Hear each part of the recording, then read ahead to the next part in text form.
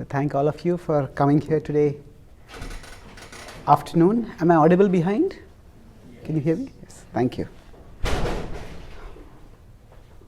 So today we'll be talking on the topic of evolve, the human initiative, the human instinct for improvement, and how we can tap it for finding fulfillment and achievement in our lives. I'll talk this in three parts. First, I'll talk about some of my experiences that started me off on my journey of spiritual evolution. Then I'll talk something from what I learned from some wisdom texts, especially the Bhagavad Gita. And then lastly, I'll talk about some of my experiences as I have been traveling all over the world, trying to share the spiritual wisdom. So about 25 years ago, I was a student like all of you, and I was having a lot of faith in the power of education. Education not only to help us, help myself build a good career for myself, but also to make the world a better place. So when I was studying in my engineering, so at that time, one of my dreams was that I wanted to be the number one in my class. It's a common dream. For all students have that, more or less. And somehow, by some quirk of destiny, I was always among the toppers, but I was never the topper. I was second, third, joint first, but I was never the first. So that was what I was craving for a long time. And so in my third year of engineering, when I was studying electronics and telecommunications at one of the premier institutes in India, at that time I gave my GRE. And I loved English since my childhood. So when I gave the GRE, I got 2350 out of 2400, as was mentioned in the introduction. And I was first, not just in my college, not just in the university, I was the first in the whole state. I was first in the history of my college. And I thought at that time, my dream will be fulfilled now. And I was typically gung-ho, jubilant about it. But after the initial wave of euphoria went down, it struck me that just looking at the mark sheet does not give much pleasure. It is only when people come and congratulate. At that time you feel happy. So somehow it happened that 3 of my close friends, one after another, forgot to congratulate me. So the first time it happened, okay, I was a little annoyed. Second time it happened, I was just, how can you forget such a thing?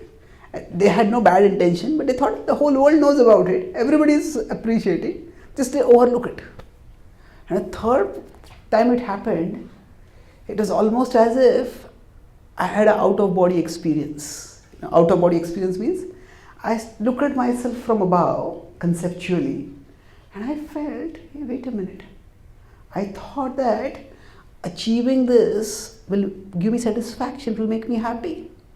But here, it has actually made me more dependent on others for my happiness. Earlier, I could just interact with people and I could be normal. But here, I'm so dependent on others to appreciate me. And if they don't, it is causing me so much dissatisfaction. So then I started thinking that, okay, tomorrow I can give another exam, I can crack that exam also. I might again come first. But I'll always be dependent on externals for validation, for satisfaction. Is there some other way to gain satisfaction in life? That was the time when I started. I was always a wide reader of books, but that's the time I started reading a little bit more spiritual books. Because I had heard and read, through spirituality you can get happiness within yourself. So I wanted to know what all this business was about. Now parallel to that, I also, as I said, I had faith in the power of education. It was firstly that I could myself get satisfaction by it, and secondly, I could make a tangible contribution by it. So while I was studying my engineering, I was also part of a social service organization, and we would go to the slums or to the economically deprived sections of society, and we would conduct free tuition classes for the students. So I used to teach maths, history, English. And so when I used to go to the slums, many of those kids became friends. And then I came to know that most of these kids, they're from totally dysfunctional families. Their fathers were alcohol abusers, there's domestic violence in their homes. And as they would tell their stories, it would be extremely distressing and even depressing. And yet, when I would meet with their fathers, I saw that they were not bad people. They were appreciative that I was coming to them and teaching their kids. But then the kids and their mothers would tell me that when they drink, they become a different person. And they start wreaking havoc in their own lives and the lives of their loved ones. So at that time, our organization decided to diversify into educating people and equipping people to break free from alcohol. So one of my friends adopted a small village near Pune where I was studying, and we all started campaigning to help people break free from alcohol. And over a few months, as one village, it became completely free. A small village, it became dry. So that was considered to be a big success for us. But after that, one day, so I would go to the nearby slums and this friend would go to the village on those evenings. And one day he came back and he looked crestfallen. I asked him what happened. He said there had been the local municipality elections, the local government elections in the village. And one of the political candidates, in order to get votes, had brought 3 truckloads of liquor, free for everyone. And not just the fathers, but even the kids had got drunk. So at that time, I started thinking, okay, I was working hard, I was going out of my way to make a contribution so that I could make a difference in people's lives. But was I really making a difference? So I said, I'm trying to give them education, but there's something which is lacking over here. And then one of my models in my college, heroes, was a student who had been a university topper throughout all his 8 semesters. And when he passed out from the college, he got the highest paying job in the history of that college. And also, he was a chain smoker. Now, whenever I would meet him, he was so brilliant. I studied electronics and telecommunications. So whatever problem, he would just solve it so quickly. It's genius. And yet, somehow I couldn't figure out why he smoked so much. It's so dangerous. When I would talk with him, we are friends, he said, I just enjoy this. This is what helps me to think fast. So I was thinking, are you thinking fast or you're not thinking at all? And you're hurting yourself so badly. But then, tragically, soon after he got the job, within the first 6 months of working at that job, he was diagnosed with advanced lung cancer and he died. So I saw from the uneducated stratum of society to the top educated students, I felt that there is something within us that causes us to destroy ourselves, to hurt ourselves. So on one side, fulfilling my dream did not give me satisfaction. On the other side, I found that whatever I was doing for making contribution to society, somehow something was going wrong. And there is something, and it was not that I was free from this. I also had my self-destructive impulses. I was infamous for my short temper. And I was wondering, what is it within us that makes us act in these ways? So that's the time when I read the Bhagavad Gita. And in the Bhagavad Gita, in the 3rd chapter, 43rd verse, there's a question where the student, Arjuna, he asks the teacher, the Krishna, that what is it that makes us act against our best interests? Athakena prayuktoyam papam charati purusha anichchanapi varshneya baladi vanyojita. So I felt that this was the very question that I was having in my life. Although I read the Gita, I couldn't figure out exactly what the answer was. It took me some time to understand the answer. Then I met some teachers of the Gita. I started discussing with them. And at that time, I understood that basically the Gita tells us that there are layers and levels to our personality. We normally think of ourselves, we identify ourselves by our name, by our job, by our nationality, by our gender. And these all are parts of who we are. But along with these layers, there is something deeper. So for example, most of you may be students right now. But 10 years down the line, your identity won't be a student. You'll be a professional. Some of you may be from India or China or other countries. Tomorrow, you might become nationals in Canada. So your nationality can also change. So all that we use to identify ourselves, that can change. Sometimes people change names also. But we were born before our name was born. Before our name came in. We existed before our name. So all these are layers of who we are, but they are not who we are essentially. So the Gita offers us Bhagavad Gita is an ancient yoga text, and it offers broadly a 3-level conception of who we are. So it says that there's the body, there's the mind, and there's the soul. So that is akin to, if you have a computer system, the hardware, the software, and the user. And the tendency of human beings to want to improve things constantly. This is remarkably powerful. And this ultimately comes from the essence of who we are. That is the soul. So if we consider we human beings and the rest of the world. So there are human beings, there are non-human beings, and there is the insentient world around us. Now the insentient world lacks consciousness.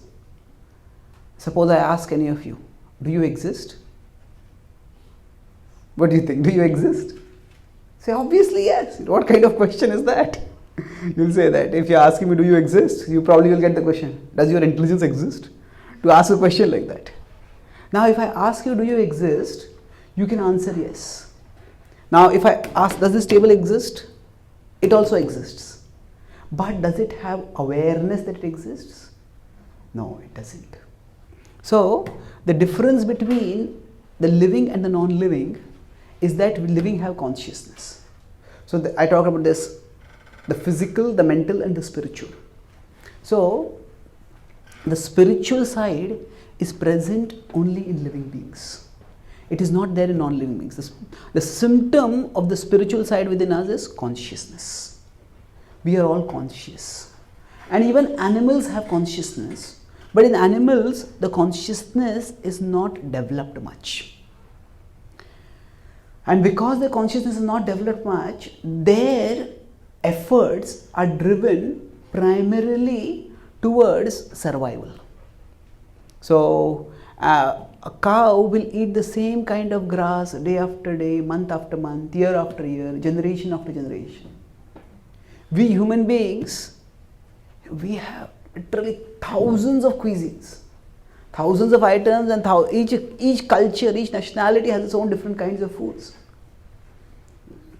When we want to stay, animals also need some residence, but birds will stay in the same kind of nest. But we human beings will want to improve. So we may have some people may have a shack, but they want to have a bigger house. Then we want to have a row house. They may want to have a mansion. They might have a whole palace to themselves.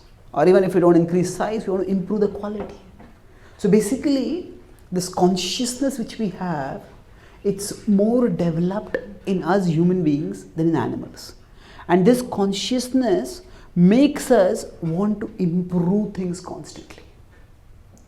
And this consciousness is what causes us to, say for example, investigate science and develop technology.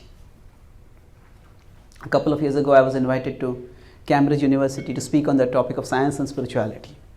So while I was going to the university, we passed by the tree where Newton is said to have seen the fruit falling. Now imagine if instead of Newton at that place a monkey had been sitting and say the fruit fell down, what would the monkey have done? Yeah, the monkey would have just picked up the fruit, eaten it, and gone away. Now, most humans might also have done the same thing. Just picked up the fruit, eaten it, and gone away. But what did Newton do? He asked, hey, what made this fruit fall? And it was his brilliance that he, just from the simple everyday observation of a fruit falling, his questioning spirit led him to the postulation of the theory of gravity, which began the era of modern science. So basically, now in this case, what happened? When we, as I said, we have a drive to improve. But how do we want to improve things? We all want to evolve, we can say. So evolve and improve, they are similar. I'll just, in the later part of the talk, I'll subtly differentiate between the two. But what is this drive? Where does it come from? So I talked about the improvement urge in terms of we want better food, better place of staying. We want to have better understanding of things around us so that we can create better facilities. So once we understood the theory of gravity, we understood laws of motion, then we can have various forms of engineering which can move faster, and we can do various other things. So this urge to know more, this urge to do more, and ultimately the urge to be happier more. Where does this urge come from? This urge, which is innate to us human beings, the way it is expressed may be different in different cultures, in different individuals, but everybody wants to improve things. So this, the Bhagavad Gita says, it comes from the soul. The soul by nature is, in Sanskrit, Sat Chit Ananda. Sat is eternal. Chit means conscious, and Ananda means joyful. So we, because it is our nature, this is what we seek. We want to live forever, we want to know more and more, and we want to enjoy, be happy more and more. If we were simply products of matter, with no spiritual side to us, then why would we have this urge to live forever? Suppose there is a remote tribe in Africa where the people are completely disconnected from the rest of the world. And one day, a child over there goes to his mother and says, Mommy, Mommy, I want a pizza. Now what would the mother ask first question? What is a pizza, isn't it? Or even if she knew what is a pizza, she would ask the child, how do you know about a pizza, isn't it? So if there is nothing in the circumstance which will give awareness of the pizza, where would that awareness come from? That's a natural question.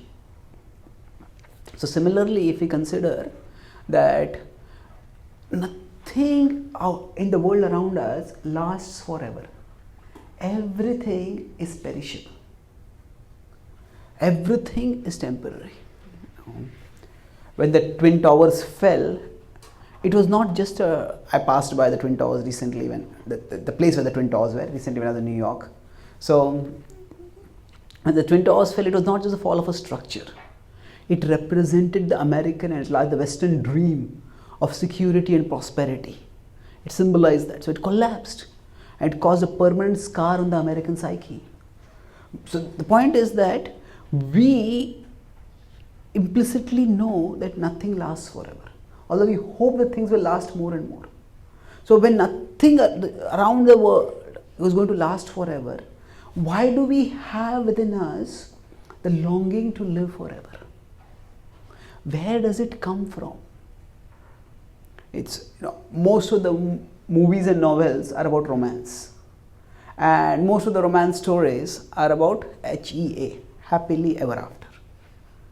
Now in real life, we know that nobody lives forever, and yet millions of people watch this and love watching it. Why? Because this is an innate longing of the human heart. So where does it come from? It actually comes not from anything external. It comes from our core. The core is the soul. And the soul by nature is eternal. And the eternal soul is now trying to seek eternity at the physical level.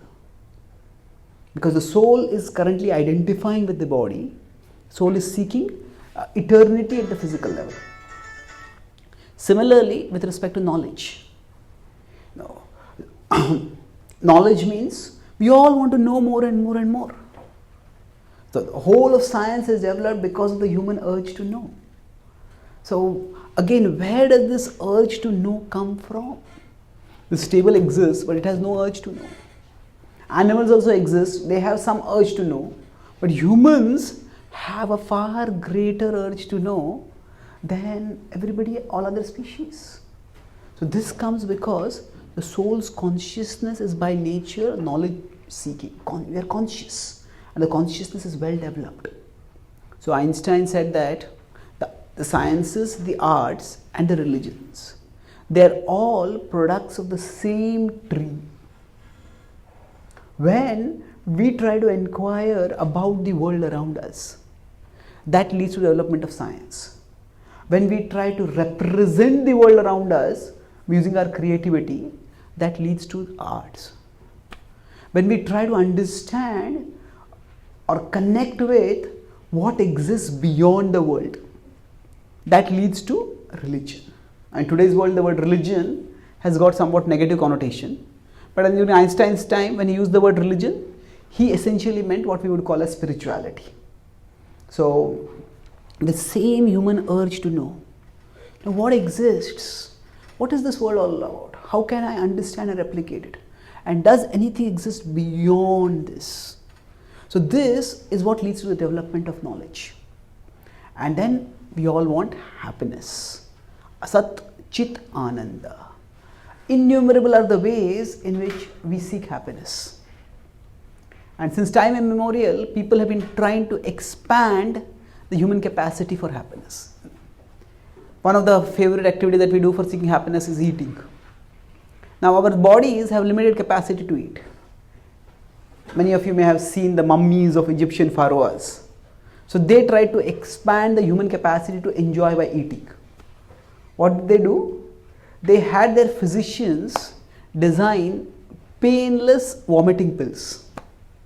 So they would have their big plates with feast to eat, they would eat it, and they would get this vomiting pill. Take it, vomit everything out, and then eat again. And enjoy, and then again vomit it out, and eat again. In this way, they try to enjoy. But what was the result of this? Our eating capacity is not just determined by our stomach capacity. Every time food goes in and comes out, it causes the whole alimentary canal gets exerted. And those pharaohs who tried this, they all died young. And after they stopped trying it. The point is, we all want happiness. And in fact, most of the entertainment industry in today's world is for the purpose of happiness. Our real life doesn't seem so stimulating, so we want some enjoyment. In entertainment, how do we get the enjoyment? We all want more enjoyment than what is naturally available to us in the world around us. And we seek it through entertainment. So now when we seek it through entertainment also, what are we doing? Say a hero is beating up some villains. And people in the audience, they identify, come on, I'm beating you. They identify with that and they get some pleasure. So the hero and heroine are hugging. People start whistling at that time. Why? Because they think, oh, if only I was there, I'd be enjoying so much. So we are projecting over there in order to increase our enjoyment. And that's why many times when people go to watch movies, they have something to eat, popcorn or something like that. Now why? Because everything is imaginary, something has to be real. So, all the other enjoyment is actually second hand. Somebody else is doing the enjoyable things and we are imagining. If I were there, I would enjoy. So, our whole entertainment industry is an example of how we humans seek pleasure. And in seeking pleasure, we want more pleasure than what our bodies and our world naturally gives us. So we seek it through entertainment, and we use our technology to get more and more entertainment, by which we hope to get more and more enjoyment. So this urge to evolve, to want to live longer, to know more, and to enjoy more.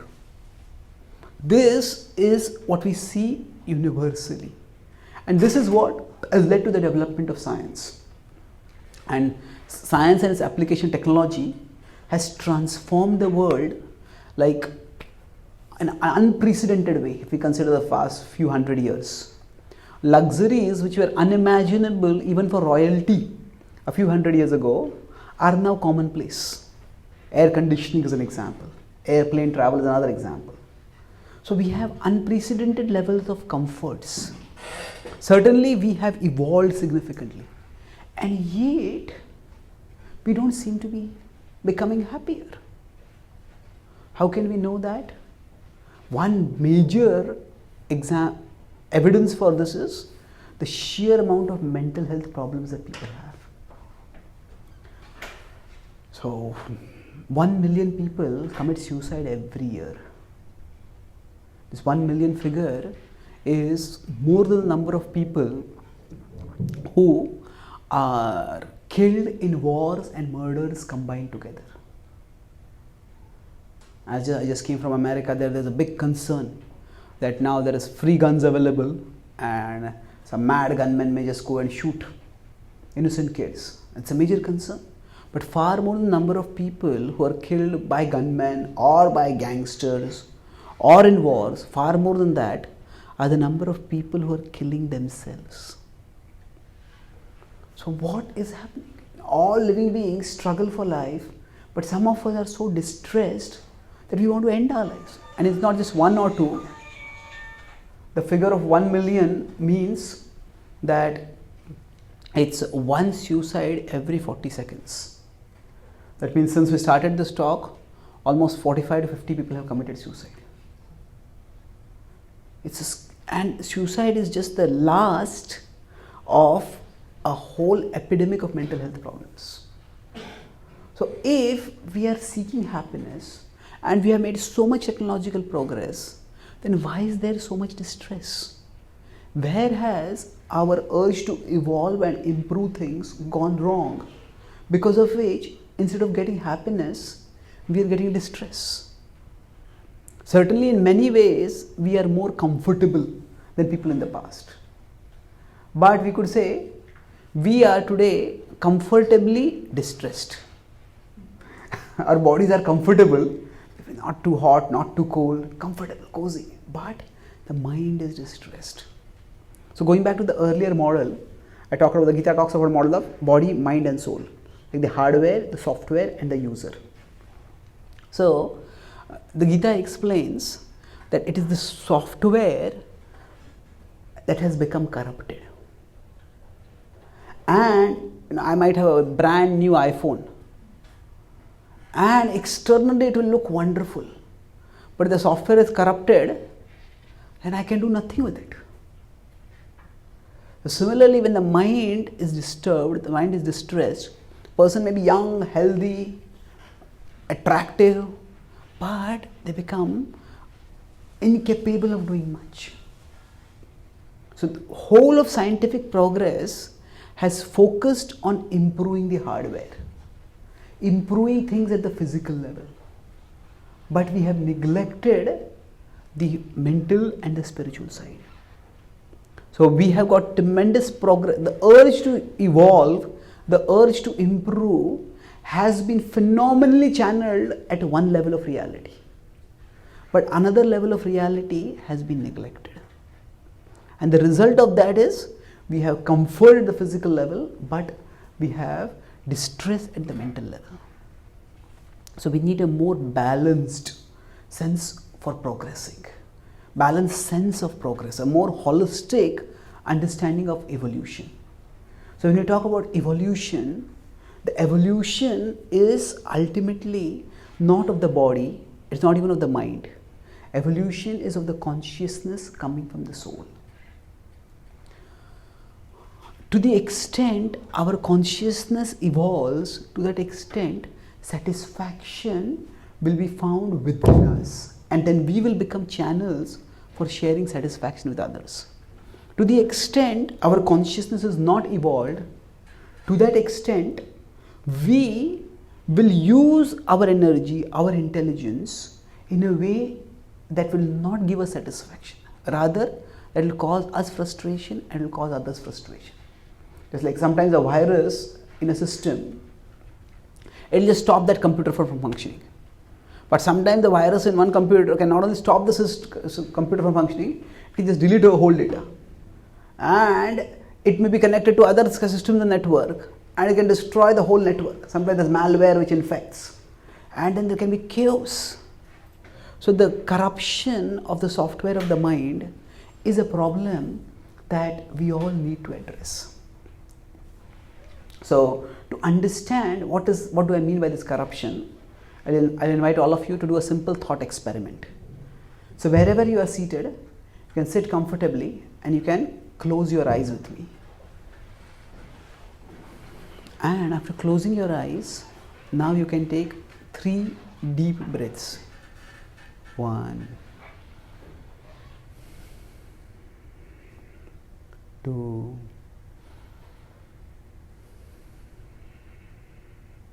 3. And now with your eyes closed, look at what you see in front of you. Because your eyes are closed, you can't see what is physically in front of you. But still, there is something like an inner screen on which you may see various things. You may see an image of this room. You may see an image of your room where you stay. You may see an image of your classroom. You may see a friend. You may see a book that you are reading. You may see your phone. You may see various images coming and going on that inner screen. Or you may just see a dull haze of various colors. But whatever be specific that you see on that inner screen, there is some screen on which you see it. Now, as you are looking at the inner screen, try to take a step back and catch sight of who it is that is looking at that inner screen.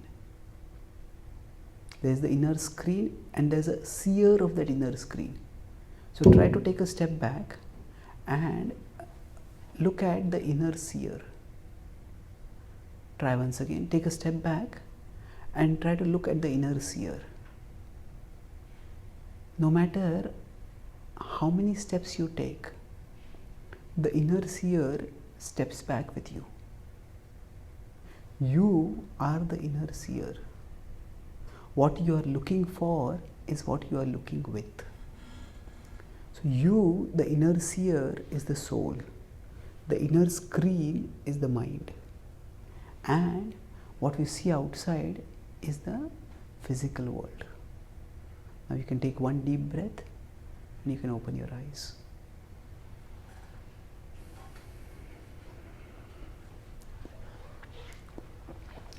Thank you. So the normal perception happens when the inner seer, the inner screen and the outer scene, they are all in line. So I am looking at you, so you are looking at me. So if the inner screen acts like a window and it shows what is out there, then we can perceive clearly. So we have focused in our evolution, attempt at evolution, to improve the outer scene, to make things better and better. But unfortunately, the inner screen is very volatile, it is very restless. It doesn't always show what is there on the outer scene. The inner screen wanders here, there and everywhere. It's not just a static screen. It is actually, it can also act like a TV. While we are talking, sometimes we are talking with someone and that person just gets lost. I say, earth to you, come back, what happened to you? So what has happened? The inner screen at that time starts acting like a TV. They just go off somewhere. No, happened, that, what about this, what about that? We sometimes get lost in our thoughts. So now, with this model, if we consider the inner scene, the outer scene, the inner screen and the inner seer. So, Martin Luther King said that we have guided missiles and misguided men. Our technological power has outrun our spiritual power. What has happened is, when we have mental health problems, when we have mental distress, essentially what is happening is the inner screen is going off in a direction, or it is showing images which causes distress. When people become, say, suicidal, it is not that they are suffering so much at a physical level. Yes, they may be having some distress at the physical level, but the mind keeps replaying whatever is the bad thing that has happened again and again and again and again. So basically, people have two major categories of mental health problems. One is anxiety and the other is depression. So when the inner screen goes off into the past and starts replaying all the bad things that have happened, and then we start thinking the future is going to be the same again, then we get depressed. So when the inner screen goes into the past and replays the negativities of the past, that causes depression. When the inner screen goes into the future and starts depicting all the terrible things that may happen in the future, that causes anxiety. So if that inner screen could just stay in the present and focus on what we can do, our distress would go down substantially. Now this inner screen, what makes it go here, there, everywhere? It is what are the impressions present within it. Whatever, so the inner screen is like a software. Say if you have a browser, and say on that browser you have visited a particular site. Say I come from India. India's movie industry is very famous. It is called, say, Bollywood. So now if someone has visited Bollywood.com repeatedly, now they come to a spiritual program and they hear, oh, there is a spiritual book called Bhagavad Gita.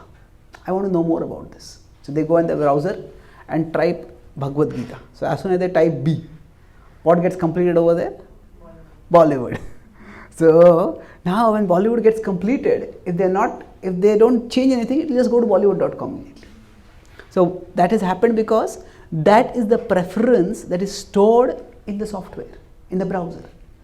Similarly, our mind has its preferences stored, its impressions are there. And the impressions that are stored in the mind become its propositions. Come on, eat this, watch this, do this, touch this, go there. And in today's world, we have improved the physical reality so much that so many impressions get stored in the mind. And they say, come on, do this, do that, do that, do that. And because we have so much technological progress, so the result of that is we start feeling that we should be able to control things in my life. Because if I feel hot, I can just turn on the AC. If I feel cold, I can turn on a heater. So we have got so much more control on the externals that we feel that we should be able to control everything. And when we are not able to control anything, then that just drives us wild. So because of the increased capacity to control in the mind, the impression is stored that I should be able to control things. And when something I'm not able to control, I just can't reconcile it. So I earlier talked about the virus that has contaminated the software of the mind. The primary virus is the notion that we can be the sole controllers or we can be the full controllers. We certainly have some level of control. But when we expect more control than what we can have, then the lack of control or the failure to control causes us frustration. And that causes us to go wild. So you just can't reconcile. How could this go wrong? How could this go wrong? How could this person do this? How could this happen to me? The whole world creates an illusion, especially the outer world's progress, creates an illusion that life is meant to be enjoyable. Yes, life has its good parts, life has its bad parts. But this expectation that we should be the controllers, when we are not able to control, we just can't digest it. And that's why the mind gets wild. The greater the expectation of control, the greater is the agitation when there is inability to control. So the urge to evolve that is there, that has led to the physical progress, which has created an impression that we should be able to control. And when something doesn't work out right, say I give an exam and I'm not able to pass it. I try to go into a relationship and it doesn't work out. We tend to see it not just as that one exam not working out or that relationship not working out. It challenges our self-conception itself. It challenges our self-worth. So I am meant to be a controller, I am not able to control. Maybe something is wrong with me. Failure is an event in our life and it will happen in everyone's life. But when the software has this contamination that I am meant to be the controller, then failure becomes not an event in our life, failure becomes a defining event of our life. We start thinking, oh, not that I failed, we start thinking I am a failure. Not that this relationship won't work out, there must be something wrong with me because of this relationship not working out. And this creates enormous amount of negativity. So for us to cleanse this virus, this inner virus that is there, the mind has its own propositions, its own expectations, and which are basically the results of what we have stored over there. So this causes enormous agitation when things don't work out the way we want them to. So I'll conclude with two metaphors to illustrate how this can be corrected. So when we try to control and when we're not able to control, we just go to the other extreme and we try to escape from the reality of life. We may escape by entertainment, we may escape by addiction, or we may escape even by self-destruction, suicide. All these are the default responses of a frustrated mind unable to cope with the reality that I can't be a controller. Or at a lesser level, we might just take anxiety medicines, tranquilizers, we might take antidepressants. So we are not able to reconcile with the reality that, how can I not be the controller? I must be able to control. I must be able to do this. So actually, we have some control.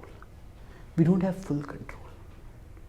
But to the extent we expect that we will have full control, not having control just makes us overwhelmed. Suppose we are swimming in an ocean, and while swimming, we have certain energy to swim and we can move in the desired direction. But if the waves become very strong, then we may not be able to move in the desired direction. Now, if at that time, I can't move in this direction, so I just quit. And then the waves will carry me anywhere and everywhere. So in ocean, we have some control, but there are times when we may have no control. At that time, the waves have come, now I can't control. Let me just tolerate these waves. They may take me off course, but eventually the waves will subside, then I can start moving again. So we have to recognize that just because I can't control some things doesn't mean that nothing is in my control. Just because I'm not able to control something doesn't mean that I'm a failure. So this capacity to learn to let go of things, that is a great power. So similarly, another example like the ocean would be the example of, say, when you're doing public speaking. Most people have a great fear of public speaking. Even 25 years ago when I started, I made a complete mess of the first talk that I gave. So now when we speak in public, at that time, we have control over some things, we don't have control over some things. We have control over how we prepare the content and how we prepare to deliver that content. We don't have control over the audience's reaction. Many times people get fearful and paralyzed thinking of speaking in public because they are visualizing the audience reaction. Now what if people laugh at me? No, we want people to laugh with us, not laugh at us. What if people laugh at me? What if people mock me? What if this happens? What if that happens? So, the more we think of what is not in our control, the more we lose our capacity to do what is in our control.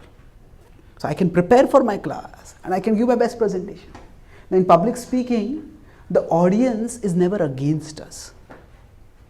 What do I mean? The audience is never against us. It's not that the audience will agree with what we are saying, but the audience is not against us in the sense that the audience wants us to give a good presentation. They have spent their time to come and hear, so that means that they are interested. They want us to make our case properly so that they can evaluate whether they want to agree with what we are saying or not agree. So they are with us in the sense that they want us to make a good case. But the more we think of their reaction, the more that is something which we can't control, that may causes us to panic. So I'll conclude with an acronym, FEAR. Fear is a big problem which all of us have. And to learn to counter this virus which is there within our minds, which makes us malfunction, this is an acronym that we can use. So F is focus. Focus means when I feel this is wrong, that is wrong, that is wrong. Okay. Focus means ask yourself the question, what is the exact problem right now? I go to my office and I see a strange look in my boss's eyes. And immediately my mind starts a movie. You are going to be fired. You're going to lose your job. Oh, where will you stay? How will you pay your mortgage? You'll be on the streets. You'll be distressed. You'll be disgraced. Wait a minute. What is the exact problem right now? So when we interact with the world in two ways. We take in information and we do some action. So focus means what is the exact problem? Okay, the problem is, and my boss look at me strangely. Okay, but what is the exact problem right now? Is the boss look itself a problem? My exact problem is, I have this assignment to complete, but I'm lagging behind in it. Okay, so now the exact problem is that I have not done this assignment in time. So from the whole fog that the mind creates, hey, this is wrong, that is wrong, that is wrong. To the extent the problem appears very generic, we can't do much about it. It's like if there is fog everywhere, how can we fight the fog? We can't fight it. But suppose say some person, sometimes when you want to, there is some disruptive crowd is there, then they may just, the police or whoever, they may create a fog. Like people just can't see anything and people have to become paralyzed. So if you go beyond the fog, the source from which the gas that is creating the fog is coming, switch it off. So what exactly is the problem? That causes us to focus. Not here, okay, this is the problem. Then E is engage. Engage means, what can I do about it right now? What can I do about it? Okay, this is the problem, this is the problem, this is the problem. Okay, but this problem is right now, what can I do about it? Now, when, suppose say, we are given a full watermelon to eat. We can't eat it. Our mouth, how much can we widen it? So, we cut the watermelon into small pieces. Then we can take one piece. So, what can I do about it right now? Some things we can do something about right now, something will be later. Okay, I have got to do this assignment, let me do it right now. See, usually when we are not doing anything right now, that is when the mind starts agitating us. So during our leisure time, the mind works overtime. Hey, this may go wrong, that may go wrong, that may go wrong. Okay, engage. Do something constructive. That doesn't mean we have to be running around doing work, but even if you're relaxing, do it in a focused way. So what can I do about it right now? These two questions, I told you the mental health problems come when the inner screen goes off into the past or the future and starts showing a horror movie. These two questions get the inner screen back to the present. Okay. What is the exact problem? Focus on that. And what can you do about it right now? Engage in that. Third is A. A is arise. Arise means that we raise our consciousness to the spiritual level. We understand that I am not directly affected by whatever goes on in this world. I am a non-physical being. I am beyond this world. I had a friend who last year when I had come to America, the Hurricane Irma hit Florida. So I left Irma to go to New York to give some talks, but he was staying in Florida on a writing retreat and he cut himself off from the world. So when he had cut himself off from the world, one morning he came up and he saw there's water all around. He just became a little alarmed. He turned on his internet, he had blocked that, and started surfing. There was no internet. Tried to call, he couldn't make any phone call. Then, as he was dismayed, suddenly the power went off.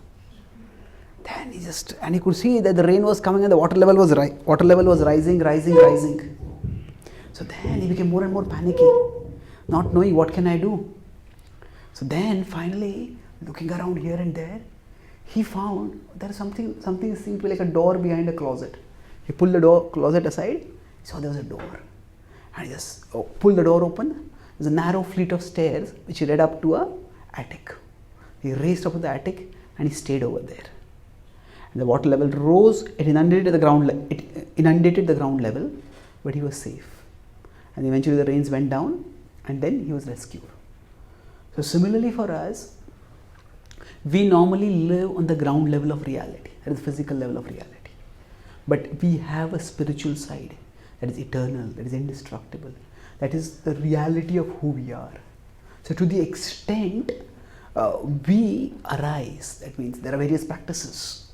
We can do meditation. We did some mantra meditation at the start of the session. That these are all practices by which we can raise our consciousness to the spiritual level. And when we raise our consciousness to the spiritual level, we experience security within ourselves. Although there is uncertainty outside, but we experience security within. So A is arise. We need to have some kind of spiritual understanding and spiritual practices by which you can raise our consciousness upwards. And R is release. Release means let go of that which is not in our control. So the more we try to hold on to the things that are not in our control, the more we agitate ourselves, because that's not in our control. Now suppose, say I'm from India. India, Pakistan often have some rivalry going on, or India, China has some rivalry going on. So if we are from a country and from that country had a battle with some other country, war, and they say that country lost the battle. Say India is a cricket mad country. So a few months ago there was India-Pakistan Champions Trophy finals, and India was expected to win, but India lost terribly. So after that, one boy told me that 3 nights I could not sleep. I told him, the cricketers went to sleep, you couldn't sleep. What was happening? He was replaying, how could India play like this? How could this batsman play like this? How could this bowler bowl like this? How could this fielder drop this catch? So if we keep spending our time in replaying a battle that is already lost, that's something of no use. You just have to let go. Just because a battle is lost does not mean the war is lost. Yes. So let go means things that are not in our control, just let go of them. And spiritual understanding makes it easier for us to let go, because we understand that there is a bigger plan to life. There's a bigger plan to life, and there is a higher power that is controlling things. So even things that appear to be bad for us, good can come out of them. So rather than stewing on the bad, just focus on the good. Now, there is the higher power who is known by different names in different traditions. Some tradition they call infinite, some tradition call it God. In our Bhakti Yoga tradition, we call that ultimate reality by the name Krishna. So we can only see finitely. So we say that we look at the present and plan the future. Krishna looks at the future and plans the present. So sometimes things which may appear very wrong, terrible from our present perspective, why did this have to happen? But in the future, something good might come out of it. So if it is let go, I don't know why this happened, but whatever it is, I accept it and move on in my life. Let go of it. So I was last year in Fort Lauderdale in Florida. I was giving this talk, and after that a Ukrainian girl, she came and told me she had a real life experience of this. How you let go of things. So she said that we have a spiritual retreat center in West Virginia on top of a mountain called New Vrindavan. And she had gone there for a retreat, and she was working in a cruise ship. So suddenly her boss called her, you have to come back, our ship is leaving. Now that was a remote place, so she did not have any easy way to go from there. So she asked around if anybody was going to the airport, and she came to know one boy was leaving next morning. She said, I'm going to leave at 10 o'clock, I can drop you to the airport. So she came there at 9:45 ready, came 10, 10:15, 10:30, 10:45, 11. She was calling this boy, but there's a remote place, so there's no range also. And finally 11:30 she got some range. And this boy said, oh, I'm sorry, I completely forgot. And he says, I also have to catch a flight, I can't come back now. She was furious. How could you forget like this? I was mad with anger. So that evening somehow she went back and she stayed in her room. That evening she just came out to a garden, and we had a spiritual center over there. She was just socializing with other people. So another lady, she told her, do you know about this boy? Yes. She's still angry with him. He says, his car met with a terrible accident. He says he was driving along the road and a drunk driver hit him. And then she showed the photos. This drunk driver had hit straight on the passenger side. So although the car was battered, he had been uninjured. And it struck her at that time. She had been driving, she would have been sitting on the passenger. She had been driving with that boy, she would have been sitting on the passenger side. And she would have died. So why did that boy forget? Who knows? But through that, it was not that that boy knew there was going to be an accident and that's why I forgot. But even through people's mistakes, even through our mistakes, there is a higher plan that is working. And if we just keep doing the best that we can, then eventually good will come out of it. Just like if you are driving with Google, if you Google says, okay, take a left turn, and you take a right turn. Then what happens? Immediately Google recalibrates, and says, okay, take this turn from here. If you take another wrong turn, again Google recalibrates, and says, take a right turn from here. So sometimes in our life, bad things may happen, wrong turns may be taken, either because of our mistakes, others' mistakes. But you should know that we don't have to vegetate or stew over the wrong turns. Let go. Okay, that's happened. There is a higher plan. From here, let me do the course correction. Let me move on. So if we have this spiritual understanding, we'll find that the mind's agitations will go down substantially. And we will be able to work much more positively with all the technology that we have, all the resources we have. We will be able to make a positive contribution in our own lives to our satisfaction and to others' satisfaction. So I'll summarize what I spoke today. I spoke on the topic of evolve, how to find more fulfillment and achievement in our lives. I talked about how all living beings live, but we want to seek improvement. So I've started with my story about how I wanted a greater happiness, which I sought through education and achievement in education. But it led not to happiness, but dependence on others for happiness. I wanted to make a greater contribution, but I found that attempt to help people don't work because there's something self-destructive within them. And not just within them, within me also. So then I understood from the Bhagavad Gita that the self-destructive impulse is lodged in the intermediate level of reality. There are multiple levels of being for us. So the body, the mind and the soul. It's like the hardware, software and user. So the software of the mind is corrupted by a virus. And to understand what that virus is, I talked about first what the soul is. The soul is Sat Chit Anand. It is eternal, knowledge filled and joyful.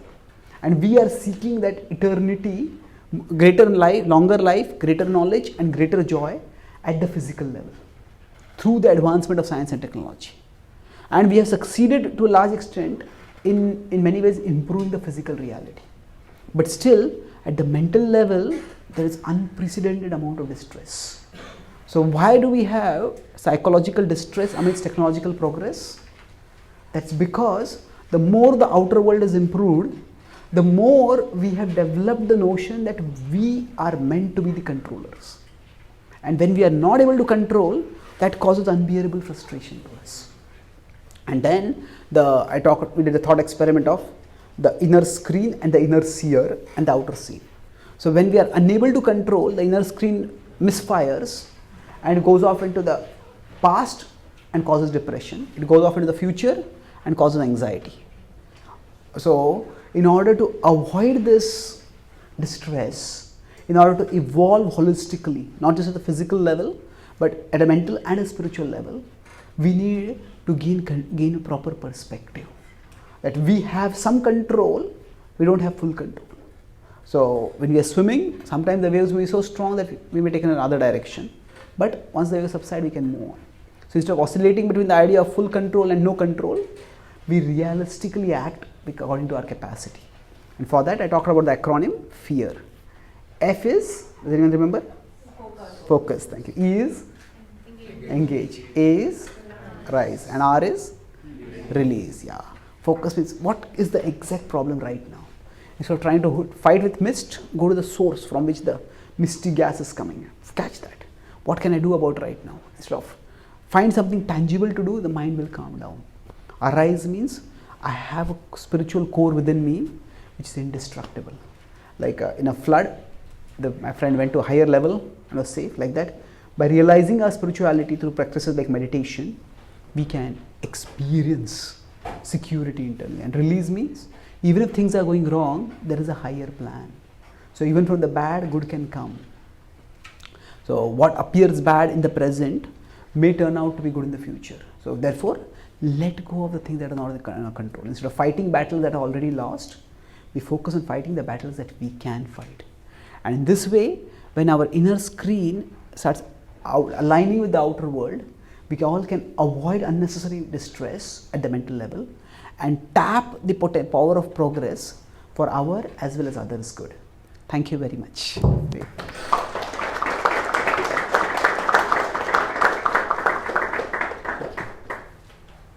So, are there any questions or comments? Yes, please. So, you said that we have some control, not full control, and we struggle for that. So, how do we know exactly? And is it the ego that wants full control and the soul that has full control? Or how do we Okay, know? yeah. So, we have some control, but we want full control. So, is it the ego that wants or the soul have full control? No, full control is there with the infinite consciousness. We are finite consciousness and we have some amount of control. So the tendency to overestimate our capacity to control is present because of the ego. Now, the soul itself is pure, and when the soul is pure, that the soul can realistically estimate. This is what I can do, this is what I can't do.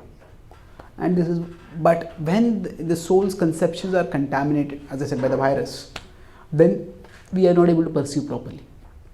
And with respect to the inner world, it is very difficult to specifically point out, this is caused by this or this is caused by this. So where something is coming from is much more difficult to discern. Much easier is where is it taking me. That means okay, I'm not able to deal with this situation, I want to control this. And we do need to control certain things in our life. So, as a student, say we have to study. As a public speaker, I had to prepare my class. We all need a certain level of control. But the key is that we need to be able to respond to reality. That means sometimes the same thing which I was able to control yesterday, I may not be able to control today. Yesterday I had a good throat, I could speak fluently. Today I don't have a good throat, I can't speak fluently.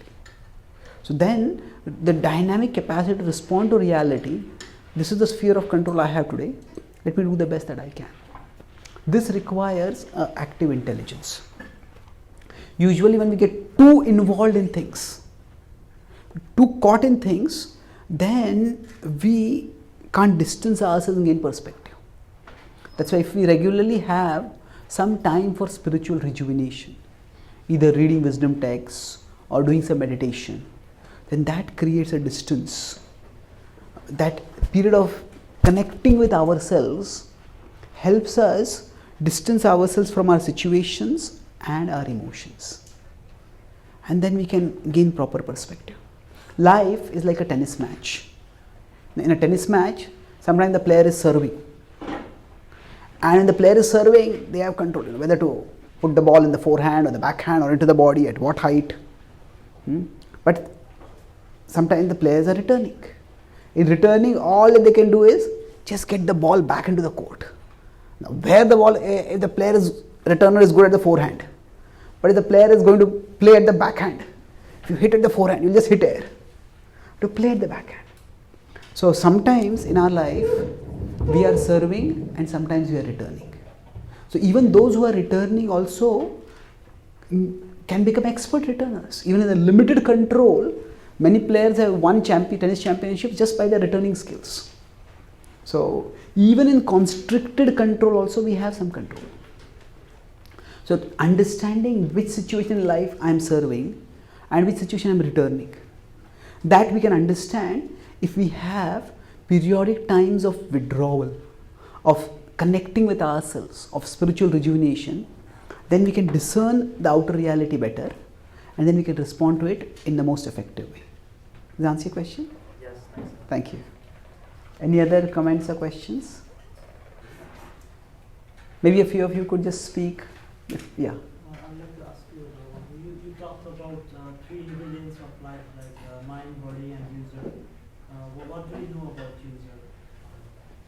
That's the first question. And the second question is like, we humans are always wired in a way to think like there's always meaning to something. Like if we see an abstract painting, we try to think that there's some meaning to that painting or like in anything. So what if there's no any higher plan to the way we think about it? That's okay. Let me answer the second question first. Are we humans wired to look for meaning, but what if there is just no meaning?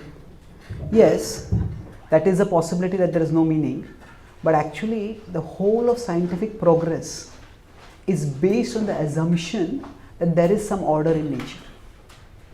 As Newton saw the fruit falling, he asked, what made this fruit fall? Now that question implies that fruits don't fall by chance. There is some pattern behind it. And then he tried to discern that pattern. Newtonian physics worked for almost 200-300 years. But in the 20th century, as science expanded into the realm of the subatomic and the cosmic, then Newtonian physics stopped working. It didn't seem, the subatomic particles or the cosmic bodies didn't seem to be obeying the laws of physics as understood by Newton. So scientists did not give up the idea. Oh, there is no order for it. Maybe there is a deeper order. And that's how they came up with the theory of quantum physics for exploring subatomic particles' motion and relativity for explaining the order at the cosmic level. So the basic point is science itself will stop working if there were no order or pattern in things. Albert Einstein is attributed to have said that the most incomprehensible thing about the universe is that it is comprehensible. The most incomprehensible thing about the universe is that it is comprehensible. What this means is, let's say suppose we go to sleep and we wake up and we find, I don't know where I am. We seem to be a lost place. And then suddenly some paper floats by the wind. And we see that paper has something written in it. It is written in a language that we can understand and it is giving the message that we need. Okay, go left, go here, we'll get together, and that's how you'll get back to your room. The full directions back are given.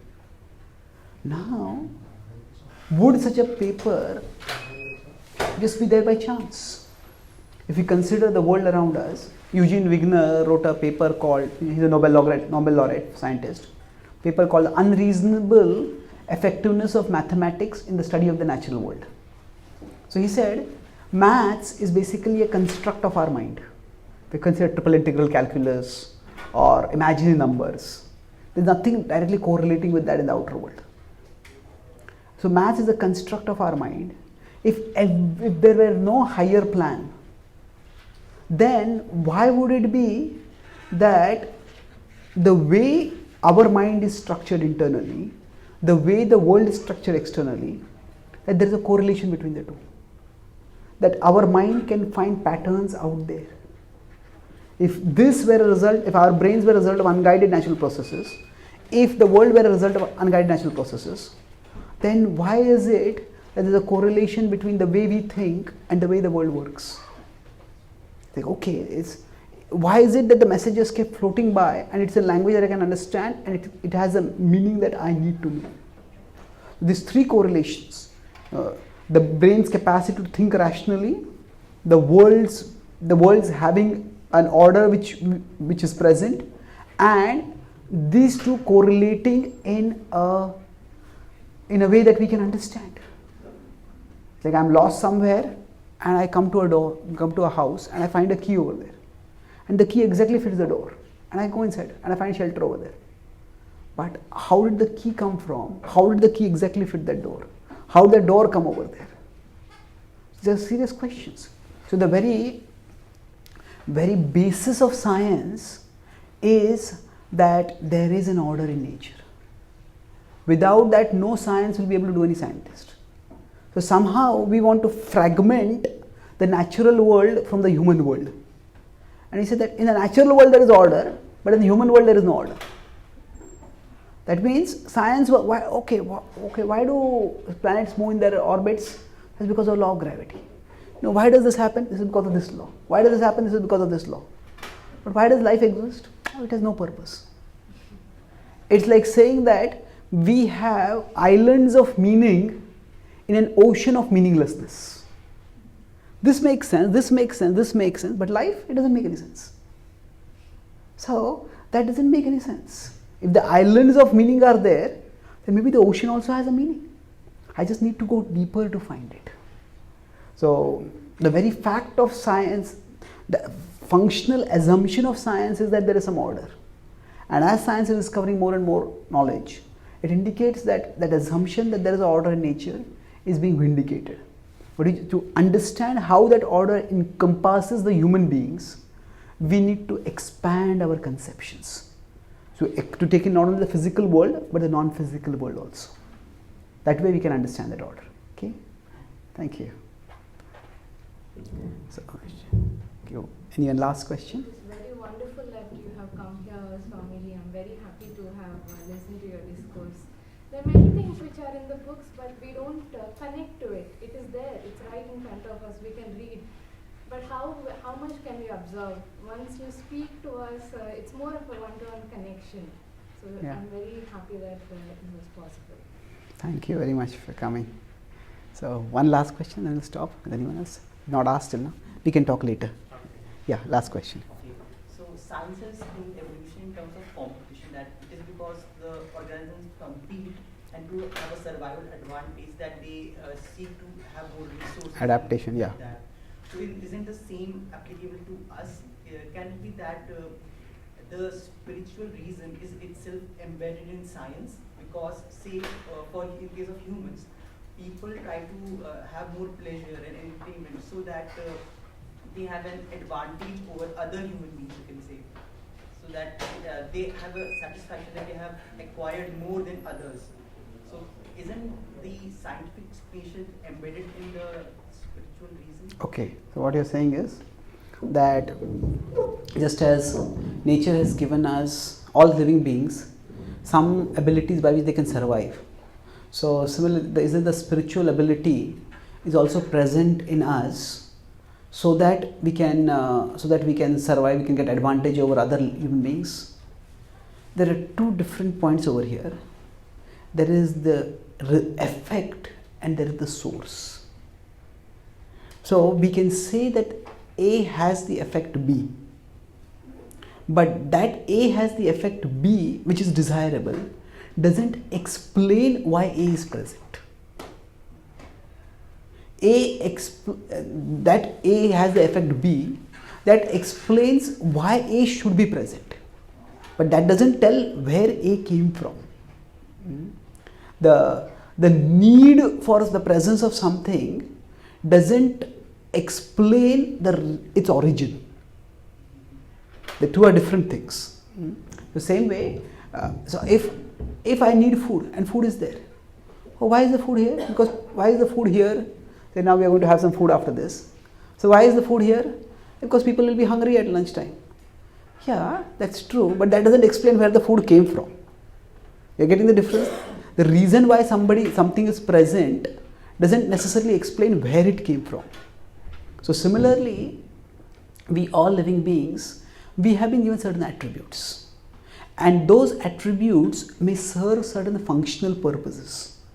But still, where do those attributes come from? That is a fundamental question.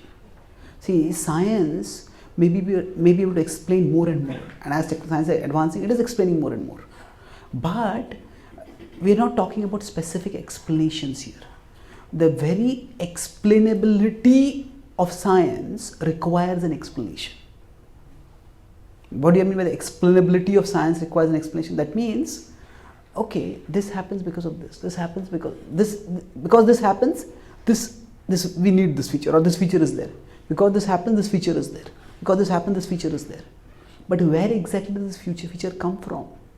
If we consider, okay, we human beings have a spiritual faculty by which we can in some ways be better than others. That still doesn't explain where does the spiritual faculty come from. The source is something which is very mysterious. There's a Nobel laureate physicist, Dr. Wilder Penfield. He tried to find out inside the human brain where does the consciousness come from. He did almost 40 years of study, and he wrote many books. One of the last books he wrote was called The Mystery of the Mind. And in that he did various experiments. One experiment I'll tell. He had a subject. We know that different areas of the brain are connected with different bodily functions. So he had a subject raise his hand, and he observed the corresponding area of the brain was activated. And he asked the subject lower his hand, that area got deactivated.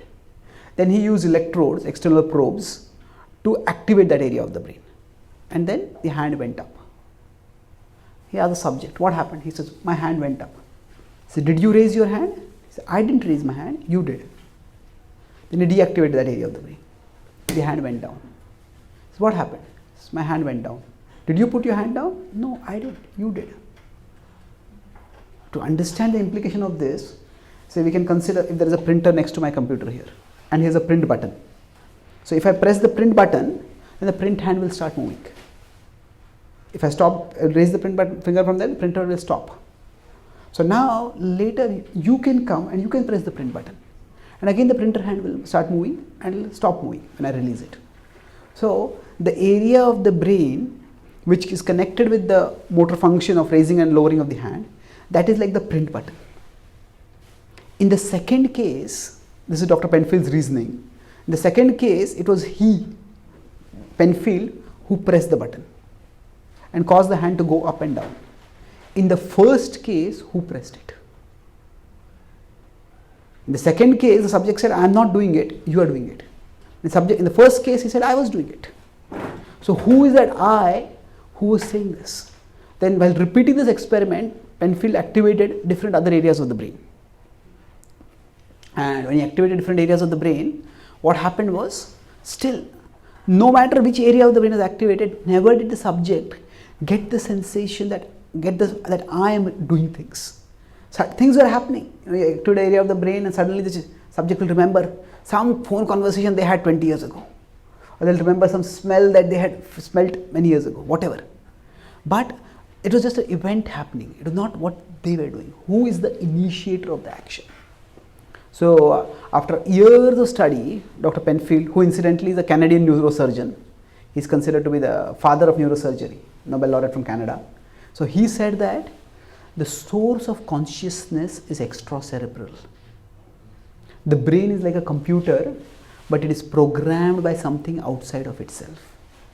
So we do have consciousness, but the survival advantage or the functional advantage of having spirituality does not in itself explain the source of spirituality. That source is something which we are concerned about, not just the functional advantage. So thank all of you very much for your kind attention and participation. Thank you very much.